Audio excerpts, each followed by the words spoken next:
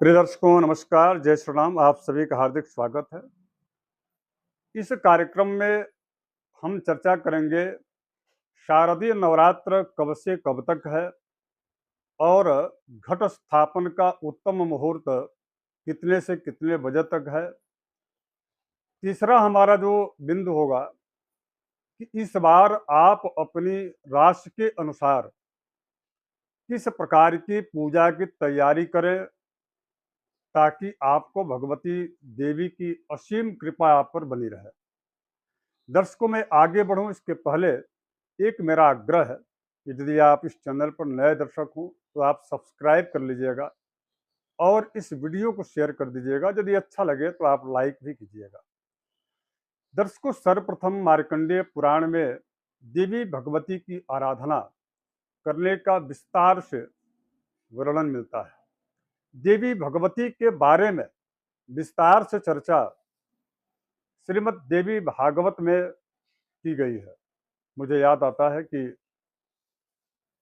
श्रीमद् देवी भागवत में तो भगवती देवी के आध्यात्मिक स्वरूप के साथ साथ अंतरिक्षीय अर्थात जो है इन समस्त ग्रहों में भी किस प्रकार से देवी के अलग अलग उनकी शक्तियां वहां कार्य करती हैं उस पर भी चर्चा हुआ। अर्थात ज्योतिष अगर यदि आपको समझना है, जानना है, ज्योतिष का पूरा यदि आपको लाभ उठाना है तो आपको देवी शक्ति की आराधना परम आवश्यक है। उसके बाद से देवी की आराधना 4 नवरात्र में की जाती है। 2 गुप्त नवरात्र जो एक आषाढ़ में आता है और दूसरा माघ में, और इसके अलावा 2 जो है प्रकाशित जो नवरात्र है, एक चैत्र वाला, दूसरा आश्विन वाला, जो अभी 3 तारीख से प्रारंभ होगा। इन चारों नवरात्र में सबसे अधिक वैशिष्ट्यता आश्विन नवरात्र का है। कहा गया है कि शरत काले महापूजा क्रियते याच वार्षिकी।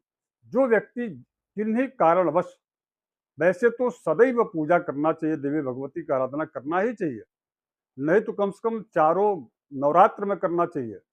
यदि किन्हीं कारणों से आप इससे चूक जाते हैं तो मार्कंडेय पुराण में कहा गया शरत काले च महापूजा, अर्थात जो है शारदीय जो ये नवरात्र है, इस नवरात्र में तो जरूर आवश्यक रूप से देवी शक्ति की आराधना जरूर कीजिए और अपने शक्ति अनुसार कीजिए, सामर्थ्य के अनुसार कीजिए। क्योंकि आप बहुत बड़े ज्ञानी हो तो भी आदि शंकराचार्य से अधिक आप ज्ञानी नहीं हो सकते। परम भागवत, परम आदरणीय, प्रातः स्मरणीय श्रीमद् आदि शंकराचार्य जी महाराज ने कहा, उन्होंने जब देवी की प्रार्थना की तो उन्होंने कहा कि न पुत्रो जायत क्वचिदिव कुमाता न भवती। मैं कुपुत्र हूँ माँ, आप मुझे जो है रक्षा और सुरक्षा हमारी करें, प्रार्थना आपसे है। इसलिए उन्होंने कहा क्योंकि इसके पहले न मंत्रम नो यंत्रम तदपि च न जाने स्तुति महो। तो इस प्रकार से मैं आपका मंत्र नहीं जानता, मैं आपकी याचना करने की पद्धति को पूर्ण रूप से नहीं जानता, हो सकता है कोई त्रुटियां गलतियां रह जाएं, तो हे माँ आप मुझे ठीक वैसे ही क्षमा कीजिएगा जिस प्रकार से एक जो है कुपुत्र को उसकी माता सदैव उसकी रक्षा करती है, उसी प्रकार से हे माँ आप मुझे अपने जो है उसी भाव से मुझे क्षमा कीजिएगा। जब इतने बड़े विद्वान आदि शंकराचार्य परम भागवत प्रातः स्मरणीय, प्रातः वंदनीय यदि इस प्रकार की बात कह रहे हैं तो आपको भी डरने घबराने की आवश्यकता नहीं है। जितना आपका सामर्थ्य हो, जिस प्रकार से अपने भाव से शुद्ध रूप से आप जो है देवी भगवती की आराधना कीजिए। नहीं कर पा रहे हैं तो किसी अच्छे विद्वान आचार्य से आप देवी भगवती का कलश स्थापित करवा करके और उनका दुर्गा पाठ करवाइए, उसका अत्यधिक महत्व है। कम से कम साल में इस बार के नवरात्र में तो आपको करना ही चाहिए।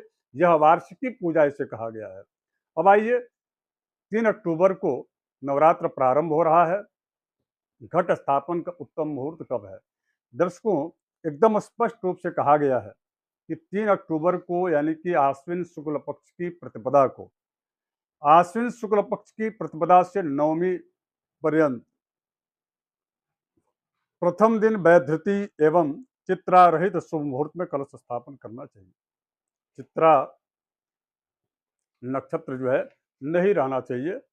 तो इसमें अब आप समझ लीजिए कि चित्रा नक्षत्र प्रारंभ हो रहा है 3 तारीख को दोपहर 2:42 से, अर्थात स्पष्ट संकेत है कि 3 अक्टूबर को आप प्रातः काल यानी कि सूर्योदय के बाद से लेकर के सूर्योदय उस समय 6 बज करके लगभग 5 अथवा आपके स्थान आपके नगर के अनुसार 1 आध 2 मिनट आगे पीछे हो सकता है, 5 मिनट पर यानी कि 6 बज करके 5 मिनट हो रहा है। प्रातः काल के 6 बज करके 5 मिनट से लेकर के और दोपहर के 2 बज करके 42 मिनट के बीच घट स्थापन आपको करना चाहिए। यह शास्त्र का मत है। अब इसमें दो विशिष्ट समय भी कहा गया। पहला यह कहा गया कि अगर यदि आप जो है प्रातः काल सूर्योदय से लेकर के अर्थात प्रातः 6 बज करके 5 मिनट से लेकर के और 10 घटी पर्यंत इस बीच में यदि आप घट स्थापन करते हैं तो वह उत्तम घट स्थापन का मुहूर्त है। अर्थात इस समय घट स्थापन करने से भगवती की कृपा निश्चित रूप से मिलती है, उनकी करुणामयी आशीर्वाद आप पर निश्चित रूप से होता है। दूसरा कहा गया अगर यदि आप इसमें न कर पाए, समयाभाव अन्य भी कई प्रकार की बाधाएं आ सकती हैं, तो उसमें कहा गया कि अति उत्तम अभिजित मुहूर्त कहा गया है। अभिजित मुहूर्त है जो है 3 अक्टूबर 2024 को प्रातः यानी कि दिन में 11 बज करके 52 मिनट से लेकर के और दोपहर के 12 बज करके 40 मिनट तक। मैं पुनः दोहरा देता हूँ, समय को आप नोट कर लीजिएगा, क्योंकि अभिजित मुहूर्त में विशिष्ट मनोकामना की पूर्ति के लिए, देवी अनुष्ठान की आराधना की शुरुआत के लिए घट स्थापन का यह उत्तम मुहूर्त है। मेरे यहाँ भी उसी समय घट स्थापन और दीप प्रज्वालन होता है, क्योंकि सभी हमारे जितने भी शिष्यजन हैं उनके दुर्गा सप्तती के पाठ अनेक अलग अलग उनके विद्वान आचार्य यहाँ पर जो है सुव्यवस्थित करके कराया जाता है। इसमें सामूहिक वाली बात नहीं है, स्थान एक ही है, समय एक ही है, किंतु जितने यजमान होते हैं कराने वाले उतने ही उनके विद्वान आचार्य होते हैं पाठ करने वाले। तो इस बात का जरूर ध्यान रखिएगा। यह हमारे यहाँ भी इस प्रकार की प्रत्येक वर्ष जो है व्यवस्था दी जाती है, जो अपने घरों में नहीं करा पाते उनके लिए। दूसरा, बगलामुखी मंत्र का भी जाप जो है प्रत्येक यजमानों के लिए वह जप सामूहिक रूप से होता है। मेरे यहाँ यह प्रतिवर्ष होता है लगभग विगत 19 वर्षों से। तो बाकी आपको जानकारी देंगे, लेकिन आइए मुहूर्त की चर्चा करते हैं। तो यह उत्तम जो मुहूर्त अभिजित मुहूर्त है वह 3 तारीख को 11 बज करके 52 मिनट से लेकर के दिन के 11 बज करके 52 मिनट से लेकर के और 12 बज करके दोपहर के 40 मिनट तक जो है यह अभिजित मुहूर्त है। अब इसके बाद दोपहर 2 बज करके 42 मिनट जब चित्रा नक्षत्र प्रारंभ होगा तो कलश स्थापन यानी कि घट स्थापन नहीं करना चाहिए। यह शास्त्र का निर्देश है। मेरा आपको शास्त्र का निर्देश बताने का उद्देश्य था। आपकी इच्छा है आप करें न करें, ये आपका विषय है। अब आइए इस नवरात्र में विशेष क्या है। देखिए, जिनकी राशि मेष और वृष राशि है उन्हें ओम ऐं ह्रीं श्रीं, ओम ऐं ह्रीं श्रीं इस मंत्र का कम से कम 11,000 जप करना चाहिए और पंचमेवा से आपको हवन करना चाहिए। मंत्र बिल्कुल सिंपल है। मंत्र है ओम ऐं ह्रीं और श्रीं। जिनका मेष राशि और वृश्चिक राशि है यानी कि इसके स्वामी मंगल होते हैं, देवी भगवती की आराधना करते समय यदि इस मंत्र का आप जाप करते हैं तो अत्यंत आपको बढ़िया रहेगा। बात करूं मैं यदि वृष राशि और तुला राशि के स्वामी शुक्र हैं, इनके लिए देवी भगवती के नवार्ण मंत्र का पूरा नवार्ण मंत्र है ओम ऐं ह्रीं क्लीं चामुंडायै विच्चे। इस मंत्र का आप जो है प्रत्येक इस पूरे नवरात्र में कम से कम 11,000 जप कीजिएगा और काला तिल, गुड़ और देसी घी से आम की लकड़ी पर इसका दशांश जो है हवन कर दीजिएगा। देवी की अत्यंत आप पर कृपा होगी और आपकी मनोकामना सिद्ध होगी। अब बात करूं मिथुन और कन्या राशि, इन दोनों राशि के स्वामी चूंकि बुध हैं और यदि आप इस राशि वाले हैं या अथवा इस लग्न वाले हैं तो आपको जो है इस नवरात्र में आपका मंत्र है ओम ऐं ह्रीं श्रीं कालिकायै नमः। ओम ऐं ह्रीं श्रीं कालिकायै नमः। ओम ऐं ह्रीं श्रीं कालिकायै नमः।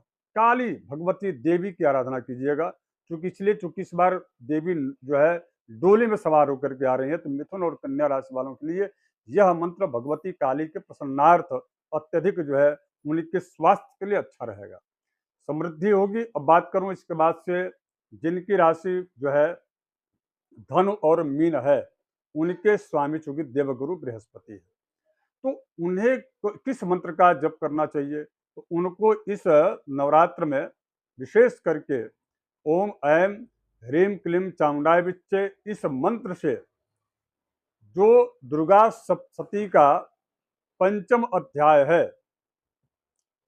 उस पंचम अध्याय का संपुटित जो है पाठ करना चाहिए और इसके बाद से जो गाय के दूध और जो लाल जो चावल होता है, उस दूध और चावल से बना जो खीर होता है, उस खीर से आहुति करना चाहिए। अत्यंत लाभ स्थिति आपको देंगे। आपकी जो आभा, प्रतिभा, मेधा, आपकी अत्यंत जो है वो अद्भुत जो है हो जाएगी और ऐसे लोगों को विशेष करके ये ज़्यादा उपयोगी उन लोगों के लिए जिसका व्यापार है और उन लोगों के लिए भी है जो छात्र जीवन में पढ़ाई कर रहे हैं, या तीसरा उन लोगों के लिए भी है जिनको संतान की प्राप्ति की कामना अथवा विवाह में विलंब हो रहा है। इन प्रकार के समस्त कार्यों के लिए बड़ा अच्छा यह मंत्र है। आप इस मंत्र से यानी कि नवाण मंत्र से पंचम अध्याय का संपुटित पाठ करके फिर श्रवण कर दीजिएगा, अत्यंत आपको लाभ मिलेगा। अब मैं बात करूं कुंभ और मकर राशि, मकर और कुंभ राशि, इनके स्वामी चूंकि शनि है, तो आप जो है जो भी दर्शक हैं उन्हें देवी भगवती का 11वां जो अध्याय है दुर्गा सप्तशती का, उस अध्याय का ओम क्लीम, ओम जो है क्लीम, इस मंत्र इस बीज मंत्र से संपुटित पाठ कीजिएगा।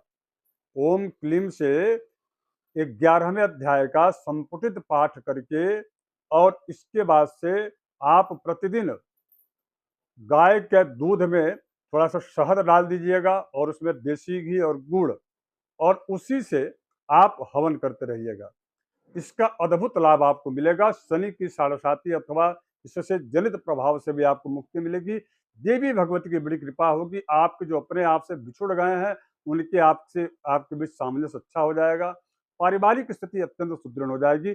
जरूर कीजिएगा और विशेष रूप से जिनके दाम्पत्य जीवन में बिखराव की स्थिति हो गई है उनको यह रामबाण यानी कि अमोघ अस्त्र का काम करेगा।